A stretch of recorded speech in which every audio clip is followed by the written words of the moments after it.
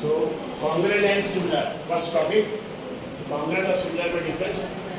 बड़ी congruent में पहली कंडीशन कौन सी है? दोनों का शेप क्या होना चाहिए? सेम. और दूसरी कंडीशन साइड. ये दोनों में इसको एक कंडीशन के दोनों satisfy होना चाहिए. तो congruent में first point, same shape and same size. Congruent में क्या कंडीशन है? Same shape and same size. Similar में कौन सी कंडीशन है? कौन सी पहली वाली condition? Same shape. Size same हो भी सकता, नहीं भी हो सकता, साइज डिफरेंट भी हो सकता, लेकिन यहाँ कंडीशन है नहीं कि साइज डिफरेंट होना चाहिए. ऐसी कंडीशन नहीं है. साइज सेम है तो भी सिमिलर रहेगा, यानी सारे कॉन्ग्रुएंट फिगर सिमिलर हमेशा रहेंगी. तो बताइए कॉन्ग्रुएंट में कितनी कंडीशंस है? दो कंडीशन से. कौन सी कंडीशन है? सेम होना चाहिए, साइज भी सेम होना चाहिए. ठीक है, वहां पे सिर्फ एक ही कंडीशन है, सेम शेप. इसका एग्जांपल बताइए. कॉन्ग्रुएंट का एग्जांपल क्या रहेगा? आप अपने आप का इमेज मिरर में देख रहे हैं, you and your image in the mirror. ठीक है, दोनों क्या रहेंगे एक्चुअली? कॉन्ग्रुएंट. क्योंकि अगर देखेंगे सेम साइज रहेगा, ठीक है, साइज भी सेम रहेगा बिल्कुल, और शेप भी सेम रहेगा.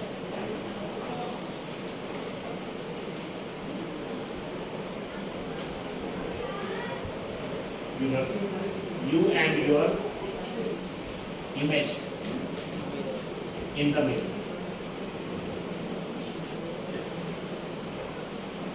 ठीक है, यहाँ पे एग्जाम्पल क्या रहेगा बताइए?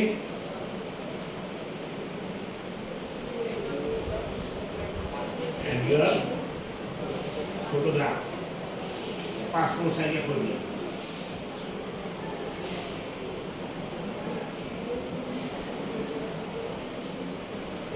आप अपने आप को एक्चुअली मिरर में इमेज देखें तो आप और आपका इमेज रहेगा ध्यान रखिए. बट कॉन्ग्रुएंट, अगर आपका कोई फोटोग्राफ पासपोर्ट साइज में आपकी, अगर फोटोग्राफ का साइज भी सेम आपके बराबर है तो सिमिलर और कॉन्ग्रुएंट भी होगा. लेकिन नॉर्मली एक्चुअली इतना बड़ा रहे, लाइफ साइज एकदम एक्चुअली नॉर्मली रहती है फोटोग्राफ. तो बड़े बड़े हीरोज वगैरह भी पोस्टर बनाते हो अलग. लेकिन आप ही जो फोटोग्राफ वगैरह रहेंगे, जब आप हीरो बन जाएंगे तो आपको प्लेस होगा. हीरो बनना इंपॉर्टेंट नहीं है, अच्छा इंसान बनना बहुत इंपॉर्टेंट. ऐसी हीरो जरूरी है. तो बताइए कॉन्ग्रुएंट सिमिलर समझ में आ गया. कॉन्ग्रुएंट में कौन सी कंडीशन है? Same shape and same size. जैसे simple example, you and your image in the mirror. और यहाँ पे सेम शेप, साइज में भी सेम लेवल, उसे बोलेंगे. ठीक है, यू एंड योर फोटोग्राफ. ठीक है, सिंपल एग्जांपल अगर लेंगे, ऐसे बहुत सारे फिगर्स हो सकते हैं. Taking triangles. सपोज दो ट्रायंगल है,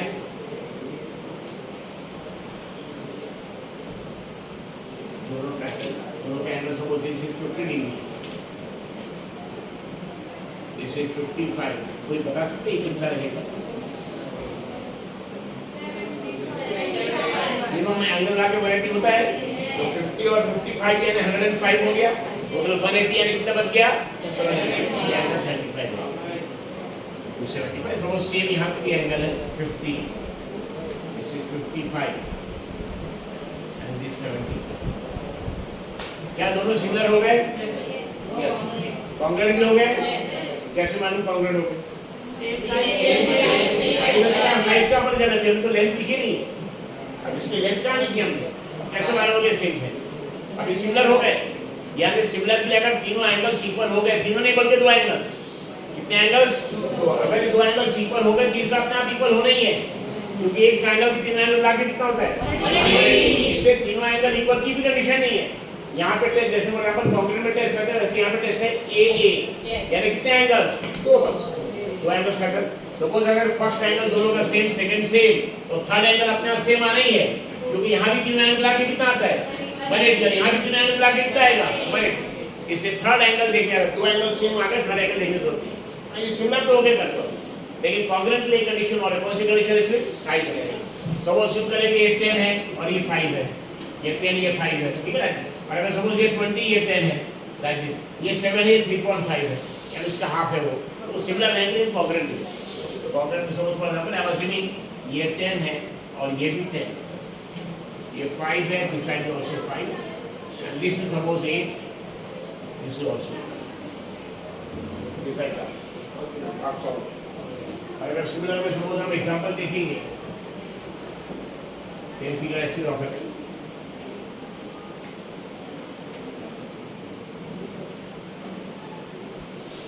This angle is 50. This is suppose 55. This angle is also 50. दोनों के कितने एंगल सेम हो गए? दो। तीसरा सेम रहेगा या डिफरेंट रहेगा? डिफरेंट हो ही नहीं सकता। ये कोई तीनों एंगल मिला के कितना आएगा? यहाँ पे दोनों मिला के 105 है तो बचा हुआ 75 रहनी है। यहाँ भी दोनों मिला के 105 है तो बचा हुआ 75 रहनी है। यानी आपको दोनों का शेप सेम है कि नहीं उसके लिए क्या करना चाहिए? उसके लिए तीनों एंगल इक्वल आना चाहिए। लेकिन अगर दो एंगल इक्वल आ गए, तीसरा एंगल अपने आप इक्वल आएगा ही। इसलिए टेस्ट ट्रिपल ए नहीं है, ए 3 बार नहीं, 2 बार है ए टेस्ट। और फिर से सिमिलरली ए सपोज ये 50 55, लेकिन अज्यूम करें कि यहाँ पे भी दोनों एंगल लिखा हुआ है 75, ये भी 75। तो सेम एक्सिस का ड्रॉ किया। लेकिन सपोज यहाँ पे 10 है, यहाँ पे इसके वाले 10 है, ये उसका हाफ 5 है। ये सपोज करें कि 5 है, मतलब 5 का हाफ कितना है? 2.5। यहाँ पे सपोज 8 है,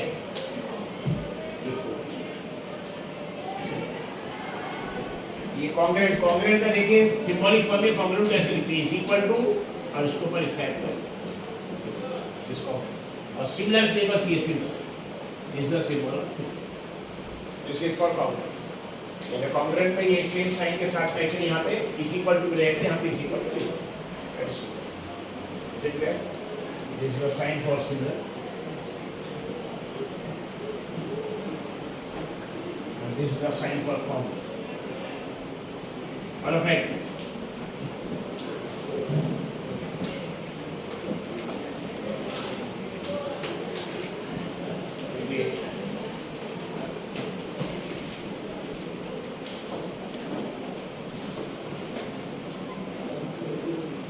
Just see it. All of this. इधर ध्यान रखिएगा प्लीज। So दो figures they are congruent and they are similar. उनकी कंडीशन है, तो कॉन्ग्रेंट की कंडीशन है कि शेप भी सेम चाहिए और साइज भी सेम चाहिए, और सिमिलर की बस एक ही कंडीशन है कि शेप सेम होना चाहिए, साइज अलग हो सकता, सेम भी हो सकता। इसलिए जितने भी फिगर्स कॉन्ग्रेंट होंगे, बताइए कितनी कंडीशन सेटिस्फाई हो जाएगी? दो। ये शेप तो सेम है, साइज भी सेम है, तो सिमिलर भी रहेगी क्योंकि एक ही कंडीशन है यहाँ। सिमिलर की कंडीशन ऑलरेडी कॉन्ग्रेंट में सेटिस्फाई हो जाती है, सेम शेप, इसलिए all congruent figures are always similar. लेकिन बच्चे अगर सिमिलर है तो कॉन्ग्रेंट की दोनों कंडीशन यहाँ सेटिस्फाई नहीं हो रही, एक ही सेटिस्फाई हो रही, ये सेम शेप, साइज सेम हो सकता नहीं हो सकता। इसलिए सारे सिमिलर फिगर कॉन्ग्रेंट होंगे ऐसा जरूरी नहीं है, but all the congruent figures are always similar, but similar figures may not be congruent, may be may not, depends upon the size. एक कंडीशन और है, ठीक है? अगर कोई भी फिगर कॉन्ग्रेंट हो गया तो हमेशा सिमिलर रहेगा, लेकिन अगर सिमिलर तो कॉन्ग्रेंट हो भी सकता नहीं भी हो सकता।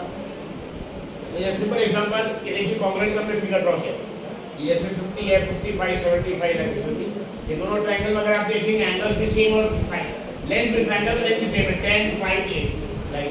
यहाँ बताइए अगर देखेंगे तो दोनों का शेप भी सेम है, साइज भी सेम है, लश्करिया दोनों का शेप भी सेम और साइज भी सेम है, दे आर कॉन्ग्रेंट। कॉन्ग्रेंट का सिंबल है लाइक। और यहाँ पे अगर आप देखेंगे दोनों के एंगल सेम है या दोनों का शेप सेम है, लेकिन साइज देखिए, ये अगर 10 है तो यहाँ 5 है, यहाँ 5 है तो 2.5, 8 है तो 4 है। मतलब साइज अगर देखेंगे साइज सेम नहीं है लेकिन प्रोपोर्शनल है। प्रोपोर्शनल मतलब समझ में आ रहा? यस, मतलब एक साइड जैसे 10 का 5 आधा है तो सारे साइड आधे आधे हैं, वरना एक side suppose for example half है और दूसरा 1/4 है, तीसरा 3/4, ऐसा होगा नहीं, एग्जैक्टली ऐसा नहीं होगा। लेकिन यहाँ पे देखिए 10 का हाफ क्या होता है? 5, ये 5 का भी हाफ कितना होगा? 2.5, और बाकी यहाँ पे 8 का हाफ। इसको बोलेंगे साइड्स आर प्रोपोर्शनल। क्या बोलेंगे? Sides are proportional. बहुत इंपॉर्टेंट, राहिल इतना ध्यान रखिए। सो दो ट्रायंगल कॉन्ग्रेंट के लिए तीनों एंगल्स भी इक्वल चाहिए और साइड्स की लेंथ भी इक्वल चाहिए, साइड। और सिमिलर में अगर एंगल इक्वल आ गया, दोनों का शेप सेम हो गया, सिमिलर हो गया, साइड्स की लेंथ इक्वल, अगर सपोज साइड्स की लेंथ इक्वल है, क्या ये कॉन्ग्रेंट है? एंगल भी सेम है, साइड्स की लेंथ भी सेम, क्या ये कॉन्ग्रेंट है? क्या ये सिमिलर भी है? यस, ये सिमिलर भी कॉन्ग्रेंट भी, ठीक है? ये अगर आप देखें तो यहाँ पे देखिए एंगल सेम है, मतलब दोनों का शेप जैसे सिमिलर है, लेकिन अगर आप देखें कि साइड्स की लेंथ इक्वल नहीं है, इसलिए कॉन्ग्रेंट नहीं है। हाँ, लेकिन सिमिलर में कंडीशन याद रखिए कि एंगल्स इक्वल रहेंगे लेकिन साइड्स की लेंथ प्रोपोर्शनल रहेगी। क्या रहेगी? प्रोपोर्शनल, मतलब एक साइड का लेंथ जितने से डिवाइड हो रहा है, दूसरा करस्पॉन्डिंग साइड में उतनी से डिवाइड होगा। बताइए 10 से 5 कैसे ऑब्टेन होगा? किससे डिवाइड करना पड़ेगा? तो दूसरे साइड में देखिए 5 2 से डिवाइड होगा, डायमेंशन 2.5 और 8 भी 2 से ही डिवाइड होगा। इसको बोलेंगे दोनों ट्रायंगल्स कॉन्ग्रुएंट तो नहीं है क्योंकि दोनों के साइड्स इक्वल नहीं है, लेकिन साइड्स की लेंथ दोनों की प्रोपोर्शनल है। क्या है? They are proportional. अब इधर ध्यान रखिए, ऐसे क्वाड्रिलेटरल अगर देखिए क्वाड्रिलेटरल तो 85 70 100 लाइक दिस। अगर आप देखें यहाँ पे चारों एंगल्स 85 70 लाइक दिस, ये 85 यहाँ पे 85 70 70 100 100 105। अगर आप देखें जैसे ट्रायंगल में अगर एंगल सेम हो गए तो साइड्स की लेंथ देखने की जरूरत नहीं है, यानी एक ही कंडीशन, अगर एंगल सेम हो गया, एंगल सेम हो गए तो साइड्स की लेंथ इक्वल है कि नहीं देखना नहीं ध्यान, सिमिलर हो जाए। लेकिन क्वाड्रिलेटरल में दो कंडीशन, एंगल्स इक्वल होने के बावजूद एक्चुअली आपको साइड्स की लेंथ देखना पड़ेगा, प्रोपोर्शनल नहीं है। ठीक है, दानियल ध्यान रखें, यहाँ पे देखिए एंगल 85 70 100 एंगल सेम है और साइड्स की लेंथ देखिए 2.4 का डबल है, यानी इससे मल्टीप्लाई और 2 से तो 2.5 का भी डबल है। यस और 5 1.5 का भी डबल है 3 और बाद में 2.1 2.5। मतलब यहाँ पे अगर आप देखेंगे दोनों के एंगल्स इक्वल है कि नहीं और साइड्स भी प्रोपोर्शनल है। या साइड्स भी क्या है? प्रोपोर्शनल। यानी अगर मल्टीप्लाई भी हो रहा तो सेम फैक्टर से सारे साइड और डिवाइड भी हो रहा सेम फैक्टर से। यहाँ पे अगर आप देखेंगे यहाँ पे डिवाइड हो रहा है 10 का 5 2 से, ठीक है, बाद में 5 का 2.5 8 का 4 और यहाँ क्या हो रहा है? अगर यहाँ से यहाँ जाएंगे तो डिवाइड हो रहा है मल्टीप्लाई होगा, मल्टीप्लाई। और अगर रिवर्स आएंगे तो इससे अगर आप देखिए ना 2 से 2.4 का डबल है, 5 का 2.5 का डबल है 1.5। सो दे आर सिमिलर। आपका फिगर 6.5 में याला ऐसे सिंबल ड्रॉ ये सिंबल दे आर सिमिलर। तो बताइए ट्रायंगल में सिमिलर होने की बस एक ही कंडीशन है कि दोनों ट्रायंगल के एंगल्स इक्वल होना चाहिए, वो भी तीनों एंगल की जरूरत नहीं है। कितने एंगल? दो एंगल। इसके टेस्ट का नाम है ए टेस्ट, एंगल टेस्ट। अगर दो ट्रायंगल्स के दो एंगल सेम है, तीसरा एंगल अपने आप सेम आएगा और साइड्स का लेंथ प्रोपोर्शनल आएगा ही, वो भी आएगा अपने आप, यानी सिर्फ दो एंगल इक्वल हो गए, ए टेस्ट दोनों सिमिलर। लेकिन ऐसा क्वाड्रिलेटरल में नहीं है। क्वाड्रिलेटरल में एंगल्स इक्वल आने के बावजूद भी साइड्स की लेंथ प्रोपोर्शनल होना जरूरी है। मतलब ये देखिए एक स्क्वायर है, जिसे स्क्वायर जिसे रेक्टेंगल, क्या दोनों एक जैसे दिखते हैं? स्क्वायर और रेक्टेंगल एक जैसे दिखते हैं? डिफरेंट शेप है, दोनों का शेप सेम नहीं। हाँ, एक स्क्वायर और दूसरा की छोटा स्क्वायर है, छोटा स्क्वायर। यस और नो? सिमिलर रहेंगे। यस, फर्स्ट बेंच गर्ल्स खड़े जाइए, स्टैंड अप, उनको पीछे किनारे करिए, खड़े जाइए, सत्य कर दी side, just go and stand. बोले स्क्वायर है और ये क्या है? रेक्टेंगल। दोनों सिमिलर थोड़ी है, दे आर नॉट सिमिलर। अगर ये स्क्वायर के अंदर हमने एक स्क्वायर और ड्रॉ कर दिया, इसमें चारों एंगल यहाँ 90, यहाँ भी 90, यहाँ भी 90, और सपोज ये 3 है, ये उसका हाफ 1.5 है, ये भी 3 उसका हाफ 1.5 है, ये भी 3 का हाफ 1.5 है, ये भी 3 का 1.5, ये सिमिलर होगा। इसे लेकिन इसको ये स्क्वायर को रेक्टेंगल सिमिलर नहीं हो सकता, यानी कि हालांकि चारों एंगल देखिए 90 90 90, चारों एंगल्स की क्या है एक्चुअली 90, उसके भी ये एंगल सेम। लेकिन अगर देखेंगे 3 है, ये 3.5 है, क्या दोनों साइड्स प्रोपोर्शनल? 3 3.5 और ये 3 का 3 है, क्या दोनों सेम रेशियो से मल्टीप्लाई हो रही क्या? नहीं। अगर ये 3 का 3.5 बन रहा तो ये भी 3 का 3.5 बनना चाहिए था। What the point? ये भी 3 का 3.5 मतलब ये भी स्क्वायर है, याद रखिए, या तो ये भी स्क्वायर है तो सिमिलर है, याद रखिए। तो क्वाड्रिलेटरल को सिमिलरली दो कंडीशंस, कितनी कंडीशंस? दो। चारों एंगल्स इक्वल होना चाहिए और साइड्स की लेंथ भी प्रोपोर्शनल होना चाहिए। ठीक है, तो बताइए क्या है? साइड्स की लेंथ प्रोपोर्शनल है, यानी सेम फैक्टर से मल्टीप्लाई हो रहे सभी साइड्स। यस और नो? 2.5 कितने फैक्टर से मल्टीप्लाई हो रहा? 2 से। 2.5 कितने मल्टीप्लाई हो रहा? 2 से। 1.5 2 से, अब बाद में 2.1 2 से। इसको बोलेंगे प्रोपोर्शनल। बने क्वाड्रिलेटरल सिमिलर के लिए क्या कंडीशन है? कौन कौन सी कंडीशन है? Number 1, all 4 angles equal. क्या यहाँ पे अगर 3 एंगल्स इक्वल है तो 4 अपने आप इक्वल आएगा क्या? ऐसा है, तीनों मिला के 4 मिला के 360 होता है। यहाँ भी जैसे ट्रायंगल में 3 के अगर 2 एंगल देखेंगे चलेगा, तीसरा अपने आप इक्वल आएगा। यहाँ भी 4 के अगर 3 एंगल देखेंगे, ठीक है। तो पहली कंडीशन को ऑल 4 एंगल्स इक्वल, और दूसरी कंडीशन क्या है? साइड्स की लेंथ, यस, प्रोपोर्शनल। क्या स्पेलिंग है प्रोपोर्शनल का? PRO, proportional.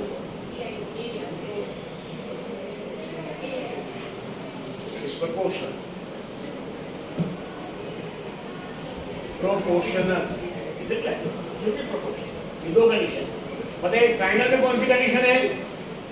ट्रायंगल में सिमिलर की कौन सी कंडीशन है?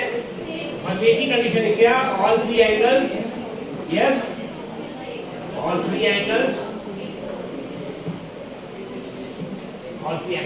ट्रायंगल में एक कंडीशन है, लेकिन क्वाड्रिलैटरल में उसी कंडीशन से सिमिलर भी है।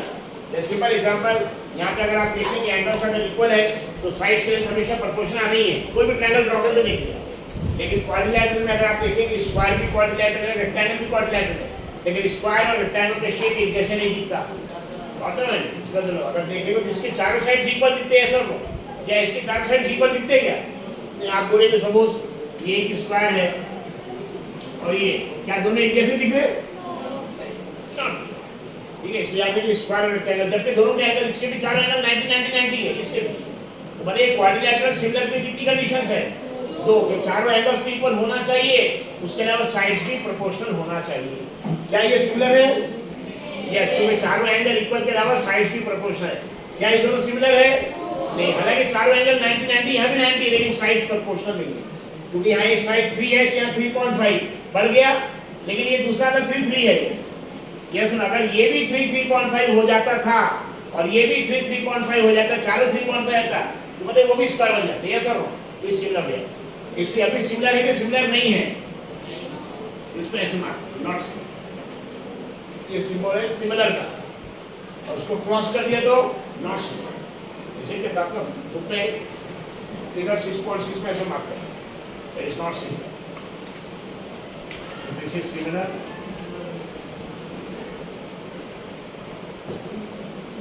and this is not similar.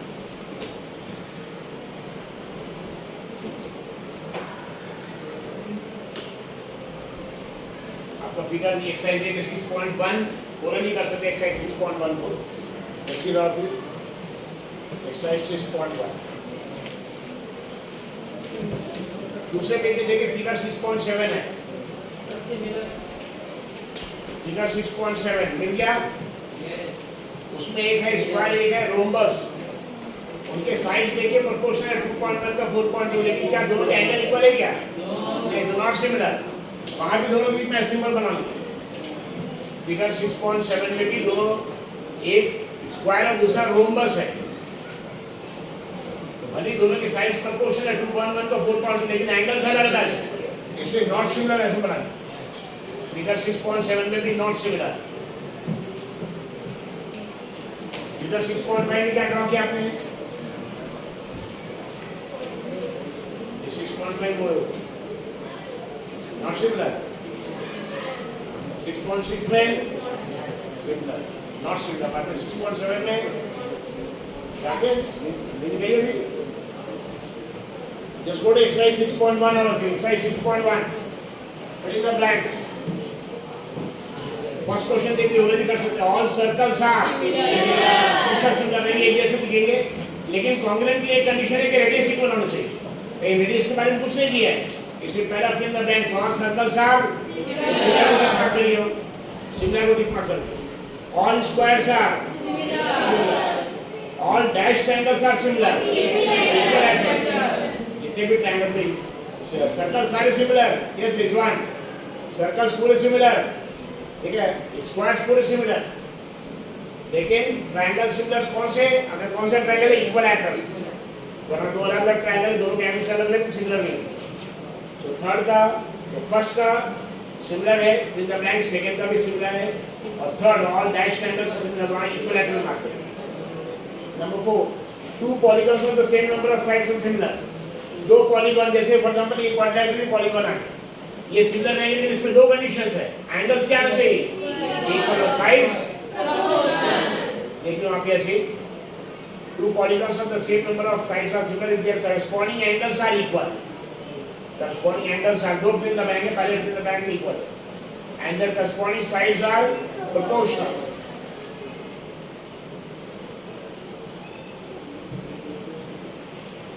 पहला फिल द ब्लैंक इक्वल है, सेकंड में प्रोपोर्शनल।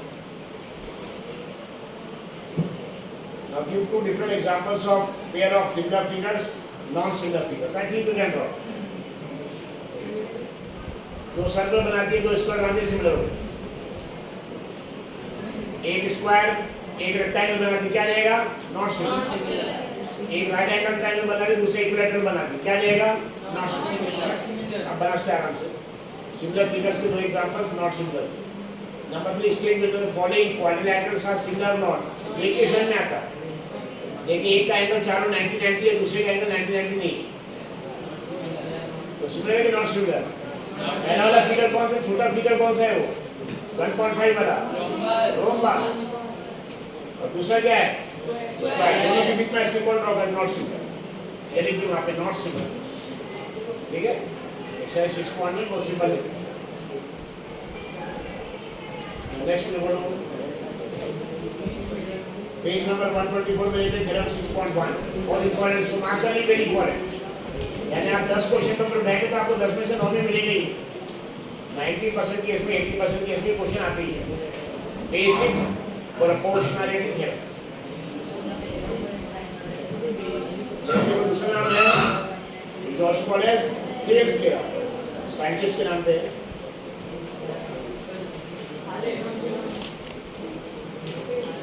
पेज नंबर 123 देखिए यहाँ पे फिगर दिया है साइंटिस्ट नेम्स का वहीं पे देखिए लिखा हुआ है basic proportional theorem non known as Thales theorem ये सब अंडरलाइन कर दीजिए basic proportional theorem non known as Thales theorem बहुत इंपॉर्टेंट थ्योरम है इसमें प्रूफ भी इंपॉर्टेंट है लेकिन इसके लिए कुछ बेसिक टॉपिक्स आपको बताएंगे अभी हम टॉपिक आपको याद रखना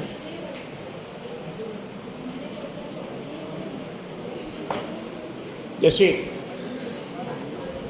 एरिया ऑफ ट्रायंगल का फॉर्मूला इधर ध्यान रखें प्लीज एरिया ऑफ ट्रायंगल का फॉर्मूला है एरिया ऑफ रेक्टेंगल से मतलब ये रेक्टेंगल ड्रॉ किया रेक्टेंगल में सब उसको बोलेंगे बेस लेकिन रेक्टेंगल में अपोजिट साइड इक्वल रहते आते अपोजिट साइड इक्वल रहते ये अगर बेस है तो ये भी क्या रहेगा बेस और ये हाइट सब उसको एक बोल रहे या लेंथ ऑफ ब्रेथ भी बोल सकते हैं आप you can call as L and B ठीक है लेकिन हमको एरिया ऑफ ट्रायंगल आपको बताने से तो ये बेस हो गया ये भी बेस ये भी हाइट ले लिया 90 ले लिया मतलब एरिया ऑफ रेक्टेंगल का फॉर्मूला क्या है area of rectangle length into breadth यानी ब्रेथ से b इनटू h ये लेंथ किया हमने यहाँ पे बेस लिखा हुआ है और ब्रेथ किया हाइट लिखा हुआ है यस और नो तो suppose this is b and this is h area of rectangle क्या हो जाएगा b इनटू h अगर हमने बीच में यहाँ पे एक डायगोनल ड्रॉ किया तो दो ट्रायंगल हो गए देखिए डायगोनल ड्रॉ किया पूरा रेक्टेंगल था क्या था ये करना पड़ेगा आपको ध्यान में रखिए अगर आप देखेंगे यहाँ पे एक रेक्टेंगल है रेक्टेंगल की लेंथ को हमने b लिया क्या लिया है b बेस ये भी अगर और अपोजिट साइड इक्वल रहते ये अगर b तो ये भी b और यहाँ पे इसको हाइट लिया है ये भी h ये भी h मतलब एरिया ऑफ रेक्टेंगल का फार्मूला क्या है लेंथ इनटू ब्रेथ लेकिन लेंथ की अगर लेना है b और ब्रेथ की अगर लेना है h तो b इनटू h अब बताइए रेक्टेंगल से अगर रेक्टेंगल से हमको ट्रायंगल बनाने तो क्या करना पड़ेगा एक डायगोनल बना दिया बताइए यहाँ पे अगर देखिए पूरे रेक्टेंगल में दो ट्रायंगल आ गए दो ट्रायंगल जितना भी रेक्टेंगल का एरिया था b इनटू h उसका आधा हो गया yes sir area of rectangle b into h था अगर b पे एक डायगोनल ड्रॉ किया तो यहाँ पे दो ट्रायंगल आ गए यानी एरिया ऑफ ट्रायंगल क्या आ जाएगा पूरे रेक्टेंगल का हाफ आ जाएगा यस सर तो area of triangle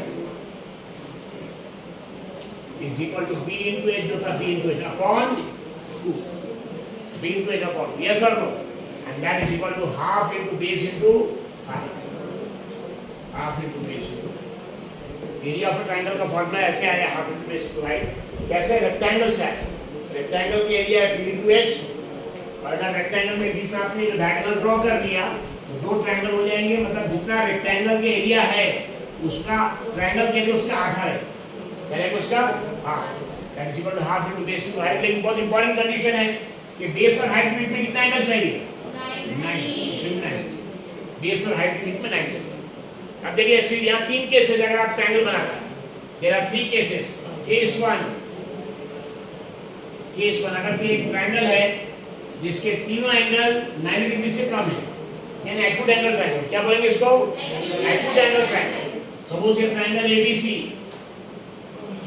acute angle triangle अगर इसमें हमको एरिया कैलकुलेट करना है तो कोई भी साइड क्या हम इसको एबी को बेस ले सकते हैं एबी को बेस ले सकते हैं यस और नो यस ले सकते हैं एसी को बेस ले सकते हैं यस बीसी को ले सकते हैं ट्रायंगल की कितने साइड्स है तीन में से कोई भी साइड को आप बेस ले सकते लेकिन जब आप हाइट बनाएंगे तो क्या करना पड़ेगा सपोज हमने इसको लिया बेस तो हाइट कैसे बनाएंगे इसका अपोजिट जो वर्टेक्स है ना यहाँ से आपको परपेंडिकुलर ड्रॉ करना पड़ेगा क्या ड्रॉ करना पड़ेगा अगर हमने बेस एसी लिया एसी कहाँ से परपेंडिकुलर बनाना पड़ेगा ये बी से बनाना पड़ेगा और अगर हमने बेस लिया BC, क्या लिया BC, यहाँ परपेंडिकुलर कहाँ से बनाना पड़ेगा, ये जो बेस के दो अल्फाबेट उसको छोड़ दिए, ये जो थर्ड अल्फाबेट इसका अपोजिट वर्टेक्स यहाँ से ड्रॉ करना पड़ेगा। यस और नो, ये हो गया हाइट, दिस इज एच और ये एंगल है, इसको बेस। लेकिन जरूरी नहीं इसको ही हमेशा बेस लेंगे, it is not necessary base इसको ही लेंगे, ठीक है। ट्रायंगल के तीन में से कोई भी साइड को बेस ले सकते, लेकिन जिस साइड को आपने बेस लिया उसके अपोजिट वर्टेक्स कोने से परपेंडिकुलर ड्रॉ करना पड़ेगा। अगर हमने बेस लिया AB तो पहले परपेंडिकुलर कहां से बनाना पड़ेगा हमको, C से बनाना पड़ेगा। अगर बेस लिया AC तो कहां से बनाना पड़ेगा, BC। और अगर हमने बेस लिया BC तो पहले कहां से बनाना पड़ेगा परपेंडिकुलर, AC, ठीक है। ये कौन सा, लेकिन फॉर्मूला सेम रहेगा, half into base into height. Case 2, अगर हमारा ट्रायंगल राइट एंगल ट्रायंगल है, ऑलरेडी 90 भी है, ये इसका एरिया कैलकुलेट करना हमको, तो पहले इसमें हाइट मार्क करने की जरूरत क्या, ऑलरेडी है। तो देखिए कंडीशन ये है कि बेस हाइट के बीच में क्या चाहिए, 90। यहाँ पे अगर दो ट्रायंगल के साइड्स के बीच में 90 डिग्री पहले से रहता तो उसमें से एक को बेस लेते, एक को हाइट लेते। क्या करते, एक को क्या लेते बेस, एक को हाइट। लेकिन यहाँ पे ये एंगल भी 90 से कम, ये भी 90 से कम, ये भी 90 से कम, इसलिए हाइट ड्रॉ करना पड़ेगा। लेकिन यहाँ पे देखिए एंगल ऑलरेडी 90 है, यस, तो इसी की एक साइड को क्या लेंगे, बेस, और इसी की एक साइड को क्या लेंगे, हाइट, और half into base into height. इसलिए यहाँ पे हाइट अलग से बनाने की जरूरत नहीं है, इसलिए सपोज हमने बेस लिया ट्रायंगल का साइड ABC, अगर हमने बेस लिया BC तो BC का अपोजिट वर्टेक्स ये, यहाँ से परपेंडिकुलर ड्रॉ करना पड़ेगा, ऑलरेडी परपेंडिकुलर बना ही हुआ है, इसी को हाइट देंगे, इसलिए। और केस 3, ये ट्रायंगल कौन सा ट्रायंगल है, एक्यूट एंगल, ये राइट एंगल। अब बनाएंगे ऑब्ट्यूज, यानी यहाँ पे एक एंगल 90 डिग्री से ज्यादा, मोर देन 90 डिग्री, अज्यूम करेंगे 120 ट्रायंगल है।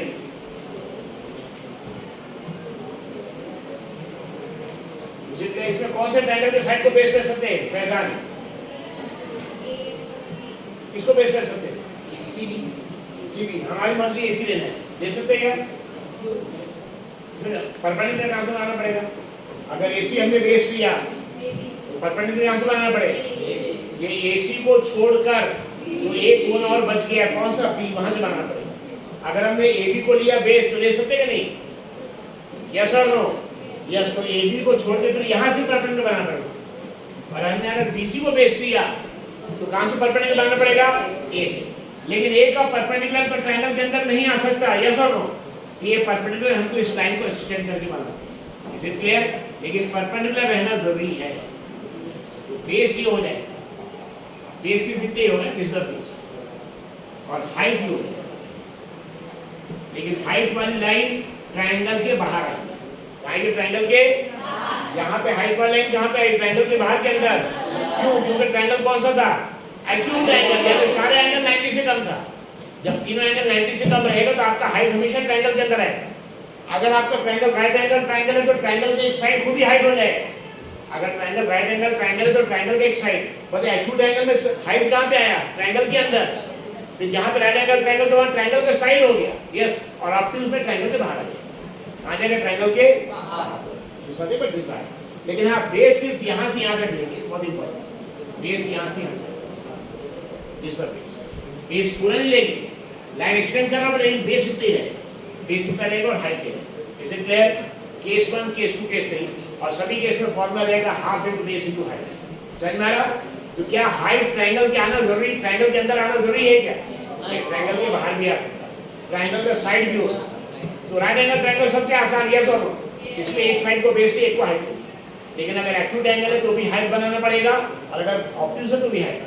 लेकिन एक्यूट एंगल में उस साइड क्रॉस नहीं, एक्यूट एंगल में हाइट ट्रायंगल के अंदर आएगा और ऑब्ट्यूज एंगल में हाइट ट्रायंगल के बाहर आएगा। इसको हमने बेस किया C से लेकर B तक, और बाद में इसका जो बताइए बेस इसको लिया, उसके अपोजिट वर्टेक्स से क्या ड्रॉ करना, परपेंडिकुलर। लेकिन बताइए तो ऑलरेडी 120 है, हम यहाँ से अगर एक लाइन ड्रॉ करेंगे तो 120 से भी ज्यादा आ जाएगा, यस और नो, इससे 90 डिग्री के लिए हमको बाहर ड्रॉ करना पड़ेगा, ये एंगल 90 डिग्री, लेकिन हाइट सिर्फ यहाँ से यहाँ तक, this one, and this is the base. The area of triangle is equal to half into base into height. Area of triangle, the formula area of triangle is equal to half into base into height basic proportional theorem जो आप पढ़ेंगे बहुत important theorem है, बस उसमें फॉर्मूले की जरूरत है। हाफ इंटू दो चीज याद रखना उसमें कि एरिया ऑफ ट्रायंगल का फॉर्मूला है half into base into height, और बेस और हाइट के बीच में 90 डिग्री रहना कंपल्सरी कंडीशन है। बेस हाइट के बीच में कितना एंगल चाहिए 90। या सिंपल हमको अपनी हाइट मेजर करना है, बताइए हाइट, तो टेप यहाँ नीचे लगाएंगे एकदम परपेंडिकुलर बनाएंगे, यस और नो? ये तो हम यहाँ से टेप लगा के वहाँ पे लगा देंगे, अंडरस्टैंड? तो हमारी तो हाइट आ जाएगी 10 फीट, कितनी आ जाएगी 10 फीट, यस और नो? तो इसलिए क्या करना पड़ेगा, यहाँ से हम मेजर कर रहे हैं हाइट, टेप कैसे लगाना पड़ेगा एक्जैक्टली ग्राउंड लेवल से एकदम परपेंडिकुलर, यस और नो? इसलिए हाइट के लिए हाइट या उसका दूसरा नाम क्या हाइट का, it is also called as altitude, height is also called as altitude. ये तो इंपॉर्टेंट है कि हाइट हमेशा ग्राउंड लेवल से हमेशा परपेंडिकुलर से, कैसे ये एंगल 90, अगर 90 से ज्यादा तो भी हाइट नहीं और 90 से अगर कम है तो भी हाइट नहीं, वेरी इंपॉर्टेंट, हाइट के 90 डिग्री जरूरी है। So please all drawing draw करनी है and then we go to basic proportion theorem. इसके बाद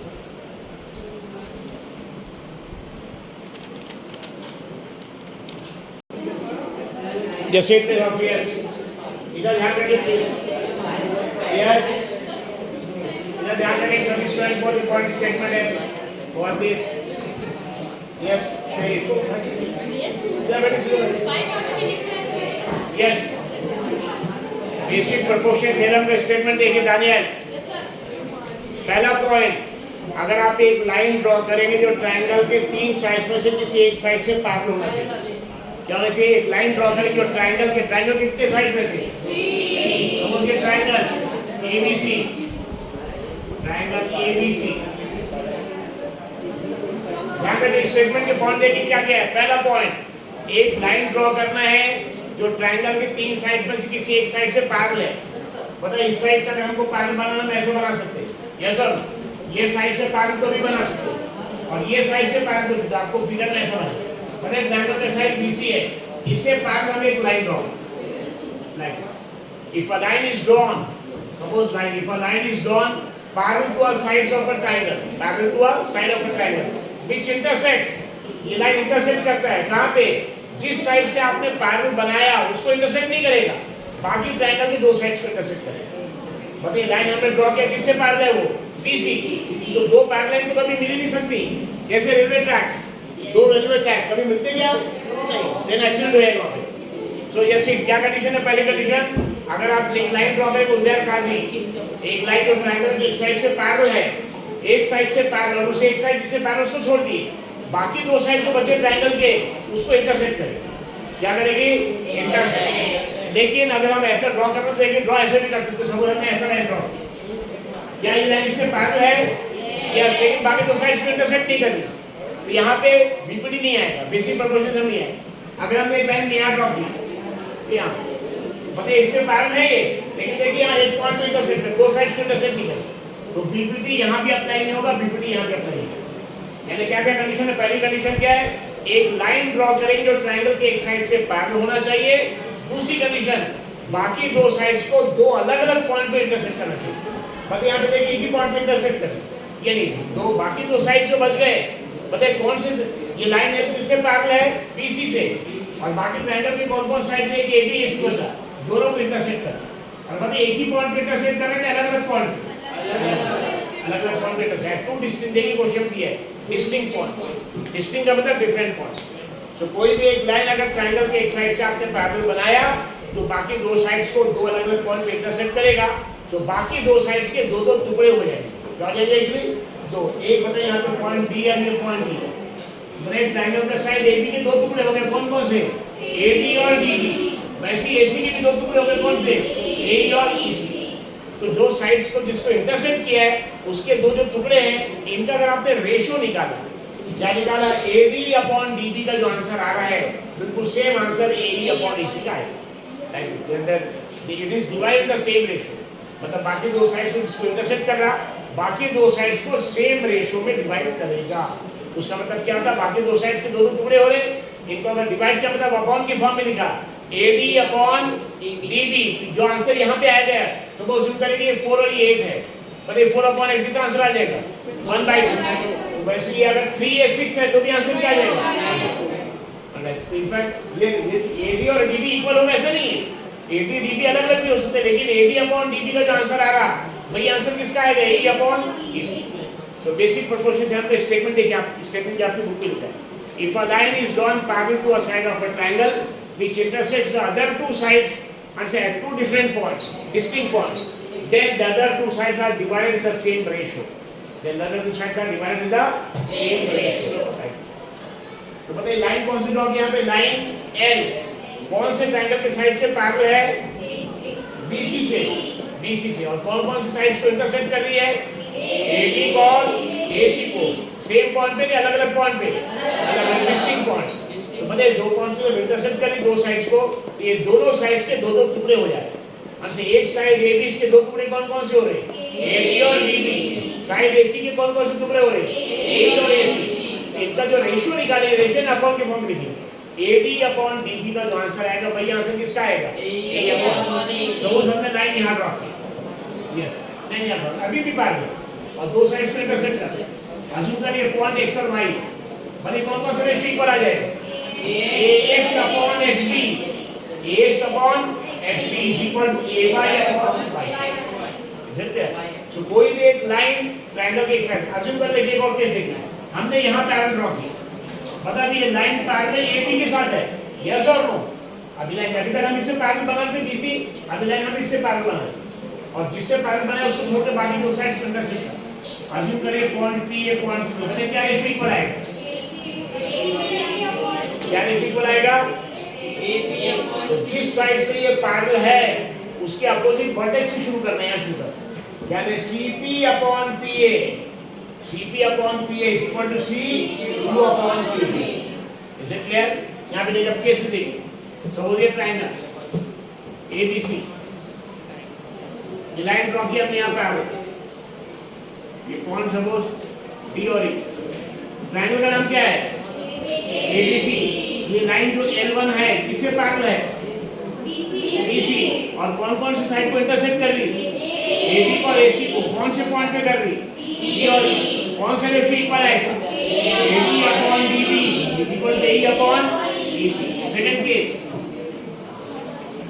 सपोज ये लाइन, ये ट्रायंगल ABC, मतलब ट्रायंगल ABC है, पॉइंट चुन रहे हैं X और Y, लाइन M2 किससे पैरेलल है, AC से, कौन कौन से साइड को इंटरसेक्ट कर रही है, BA और BC। अब इसे शुरू कहां से करेंगे, जिस साइड से पैरेलल है ना उसके अपोजिट वर्टेक्स शुरू करना, कौन कौन से साइड्स को इंटरसेक्ट कर रही है, B और BC, कौन कौन से पॉइंट पे कर रही है, X और Y, कौन कौन से रेशियो इक्वल आएगा, BX upon XA is equal to BY upon YC।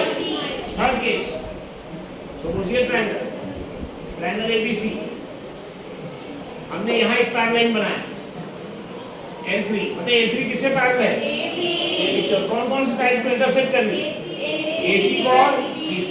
मतलब ये लाइन जिस साइड से पैरेलल है, लाइन ट्रायंगल के जिस साइड से पैरेलल उसको छोड़ दिए, बाकी दो साइड्स को इंटरसेक्ट कर रही, और अलग अलग दो अलग अलग पॉइंट्स, ये लाइन इससे पैरेलल है, इसको इंटरसेक्ट कर रही, ये लाइन इससे पैरेलल है, ये इंटरसेक्ट इसको नहीं कर रही, इसको कर, ये लाइन देखिए इससे पैरेलल इससे, और इंटरसेक्ट यहाँ करिए, अज्यूम करेंगे point P and this is, तो बताइए ये लाइन जिस साइड से पैरेलल है उसके अपोजिट वर्टेक्स से शुरू करेंगे, यानी क्या रेशियो आ जाएगा, CP upon PA is equal to CQ upon Q। तो स्टेटमेंट क्या है, if a line is drawn parallel to a side of a triangle, एक लाइन ट्रायंगल की एक साइड से आपने पैरेलल ड्रॉ किया, पहली कंडीशन। दूसरी कंडीशन, वो लाइन बाकी दो साइड्स को इंटरसेक्ट कर रही, दो अलग अलग पॉइंट्स पे, यानी कितनी कंडीशंस है यहाँ पे, दो कंडीशंस है।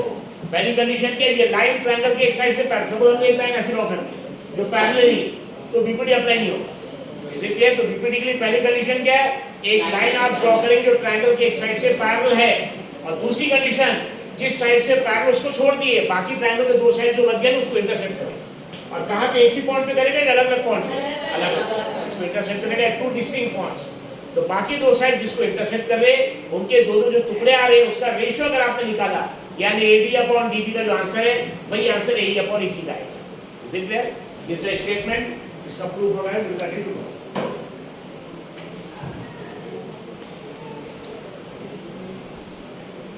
सेकंड पीरियड खत्म हो गया।